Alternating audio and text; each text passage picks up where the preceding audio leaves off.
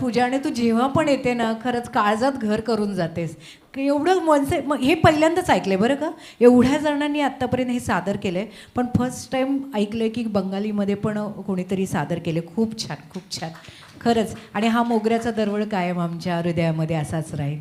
आणि एकदा फ्ल्यूटसाठी जोरदार